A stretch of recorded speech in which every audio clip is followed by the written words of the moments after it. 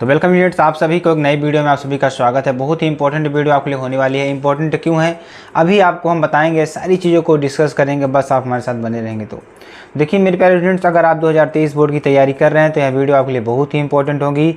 Important के साथ साथ इसमें उन महत्वपूर्ण प्रश्नों की बात करेंगे जो आपके 2023 बोर्ड में आने वाले हैं। ठीक है, तो कक्षा 12 विषय भौतिक विज्ञान की बात करेंगे। 20 अति महत्वपूर्ण अति लघुत्तरीय प्रश्न की बात करेंगे। ठीक है, तो चलिए 20 अति महत्वपूर्ण अति लघुत्तरीय प्रश्न की बात करेंगे जो आपके लिए बहुत ही इंपॉर्टेंट है। ठीक है, तो यहाँ पे आप देखेंगे एक समान चुंबकीय क्षेत्र से क्या तात्पर्य है, उदाहरण दीजिए। ठीक है, पहला प्रश्न देखिए, इसकी पीडीएफ भी आपको कहाँ मिलेगी, SKM टेलीग्राम चैनल पर मिल जाएगी। ठीक है, तो एक समान चुंबकीय क्षेत्र से क्या तात्पर्य है, उदाहरण दीजिए। ठीक है, तो जिस क्षेत्र में चुंबकीय बल रेखाएं समांतर व समदूरस्थ हों, क्या हो, जिस क्षेत्र में चुंबकीय बल रेखाएं समांतर व समदूरस्थ हों तो वह एक समान चुंबकीय क्षेत्र होता है। क्या होता है, वह एक समान चुंबकीय क्षेत्र होता है। ठीक है, यानी कि जिस क्षेत्र में चुंबकीय बल रेखाएं समांतर व समदूरस्थ हों तो वह एक समान चुंबकीय क्षेत्र में होता है। तो ये आपको याद कर लेना है। चलिए अगला प्रश्न देखिए, वेरी मोस्ट इंपॉर्टेंट ये भी है। चुंबकीय घनत्व का अंतर्राष्ट्रीय पद्धति में मात्रक लिखिए। जो चुंबकीय घनत्व है इसका अंतर्राष्ट्रीय मात्रक में, अंतर्राष्ट्रीय जो होता है ना पद्धति में, इसका मात्रक क्या होगा।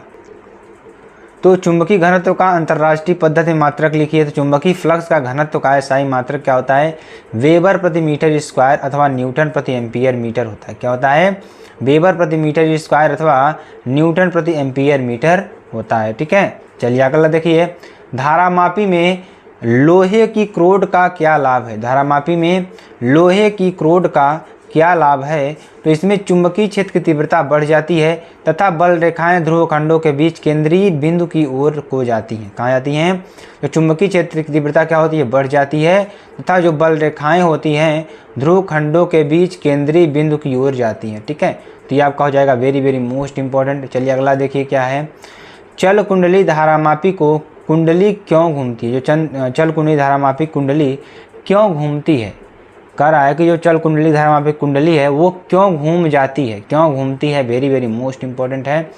तो कुंडली में धारा प्रवाहित करने पर, क्या करने पर, कुंडली में धारा प्रवाहित करने पर एक बलयुग्म कार्य करता है। क्या करता है, एक बलयुग्म कार्य करता है जिसके कारण कुंडली क्या होती है, घूमती है। क्या होती है, हमारी कुंडली घूमती है। ठीक है, चलिए आगे आपको बताते हैं।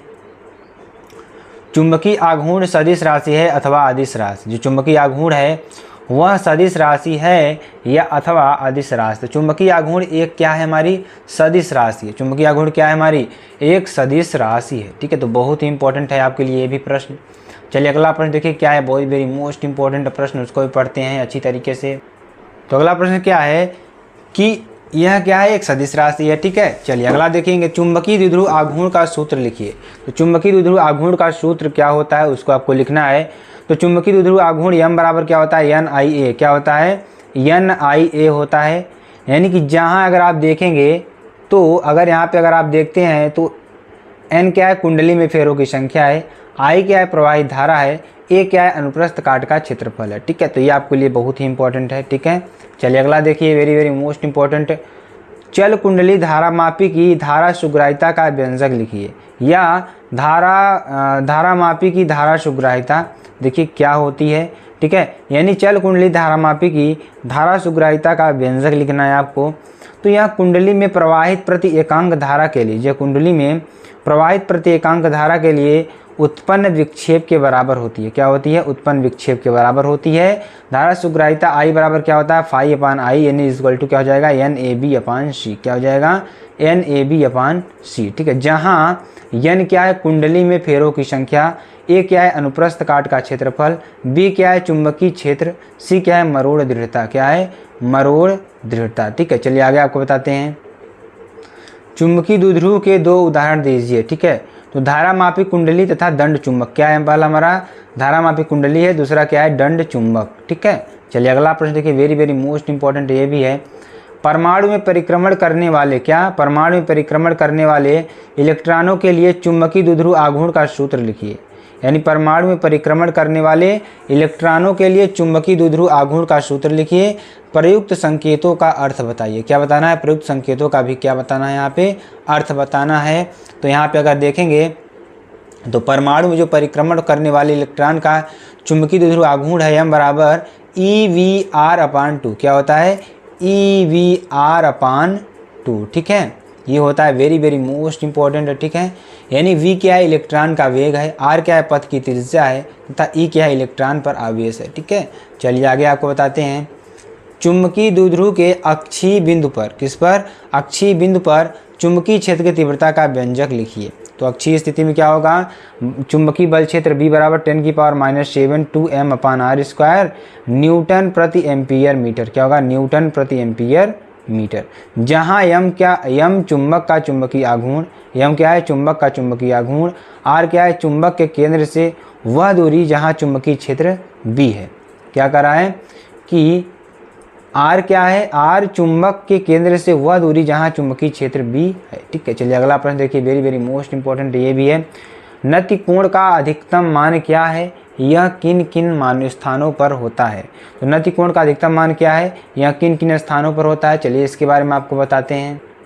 तो नति कोण का जो अधिकतम मान होता है 90 डिग्री होता है। नति कोण का अधिकतम मान कितना होता है? 90 डिग्री होता है, जो पृथ्वी के उत्तरी व दक्षिणी चुंबकीय ध्रुवों पर होता है। कहाँ होता है? पृथ्वी के उत्तरी व दक्षिणी ध्रुवों पर होता है। ठीक है, चलिए आगे चलते हैं। किसी स्थान पर पृथ्वी के चुंबकीय क्षेत्र के क्षैतिज एवं ऊर्ध्व घटक एक दूसरे के बराबर हैं, उस स्थान पर नमन कोण का मान परिकलित कीजिए। किसका? नमन कोण का मान आपको परिकलित करना है। तो यहाँ पे अगर देखेंगे तो यदि नमन कोण 0 है, ठीक है, थीटा है, यानी नमन कोण क्या है? थीटा है, तो tan थीटा बराबर V/h। क्या? tan थीटा बराबर V/h, यानी प्रश्न के अनुसार V बराबर h, tan V बराबर h, यानी कि tan थीटा बराबर 1 या tan 45 डिग्री। तो थीटा बराबर क्या हो जाएगा? 45 डिग्री। ठीक है, चलिए आगे आपको बताते हैं।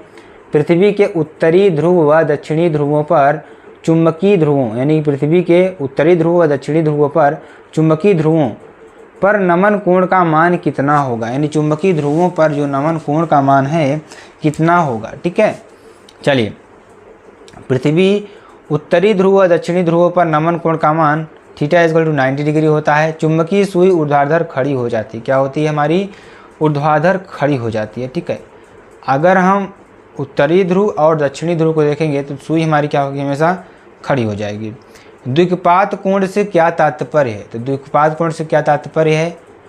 किसी स्थान पर चुंबकीय याम्योत्तर तथा भौगोलिक याम्योत्तर के बीच न्यून कोण को द्विपात कोण कहते हैं। किसी स्थान पर चुंबकीय याम्योत्तर तथा भौगोलिक याम्योत्तर के बीच जो न्यून कोण बनेगा उसे हम क्या कहेंगे?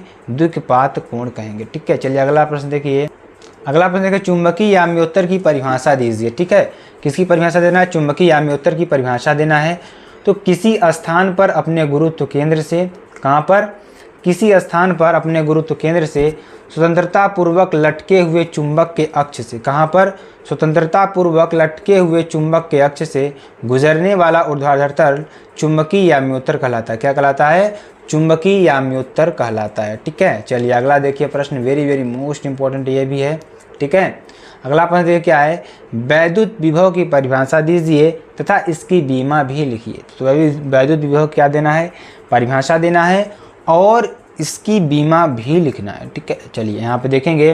वैद्युत क्षेत्र में किसी बिंदु पर वैद्युत विभव किसी धन परीक्षण आवेश को अनंत से उस बिंदु तक लाने में किए गए कार्य तथा धन परीक्षण आवेश के मान की निष्पत्ति के बराबर होता है। ठीक है, तो V बराबर क्या होगा? W/Q0, यानी जूल प्रति कूलम या वोल्ट। ठीक है, चलिए अब इसकी बीमा की बात करेंगे। बीमा क्या होगा? बीमा बराबर क्या होगा? ml² T⁻³ E⁻1 होती है। ठीक है, तो किसी माध्यम के परावैद्युतांक से क्या तात्पर्य है? चलिए इसके बारे में आपको बताते हैं। ठीक है, तो इसको थोड़ा समझते हैं अच्छी तरीके से हम, तभी आपको समझ में आने वाला है। ठीक है, यहाँ अपसाइलन परावैद्युत माध्यम की वैद्युतशीलता, जो अपसाइलन है परावैद्युत माध्यम की वैद्युतशीलता, तथा अपसाइलन नॉट वायु अथवा निर्वात की वैद्युतशीलता है। इसका मान माध्यम की प्रकृति पर निर्भर करता है। यह एक बीमाहीन राशि है। क्या है? बीमाहीन राशि है। ठीक है, चलिए अगला देखिए, किसी माध्यम का जो परावैद्युतांक है वह माध्यम से युक्त संधारित्र था, यानी जो किसी माध्यम का परावैद्युतांक उस माध्यम से युक्त संधारित्र था उसी आकार के निर्वात संधारित्र की धारिता का अनुपात होता है, यानी K बराबर C/C0। ठीक है, चलिए आगे आपको बताते हैं। एक गाउसियन पृष्ठ के अंदर +3Q -2Q +Q तथा +2Q आवेश रखे गए हैं। पृष्ठ से परिबद्ध कुल वैद्युत फ्लक्स कितना होगा? तो गॉस के अनुसार पृष्ठ से परिबद्ध कुल वैद्युत फ्लक्स फाई बराबर क्या हो जाएगा?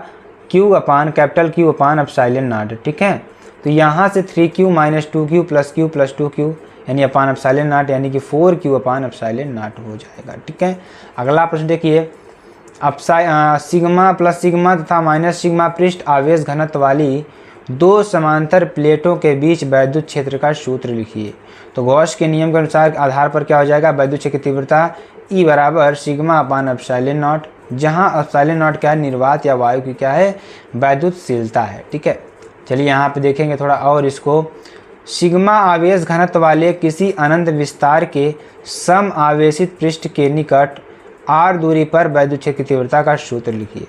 तो वैद्युत क्षेत्र की तीव्रता बराबर E बराबर क्या हो जाएगा? सिग्मा/2ε0, जहाँ ε0 निर्वात की वैद्युतशीलता है। क्या है? निर्वात की वैद्युतशीलता है। तो मेरे प्यारे फ्रेंड्स, आपको वीडियो कैसी लगी कमेंट सेक्शन में बता दीजिएगा। फिर मिलते हैं नेक्स्ट वीडियो में नए टॉपिक के साथ, तब तक के लिए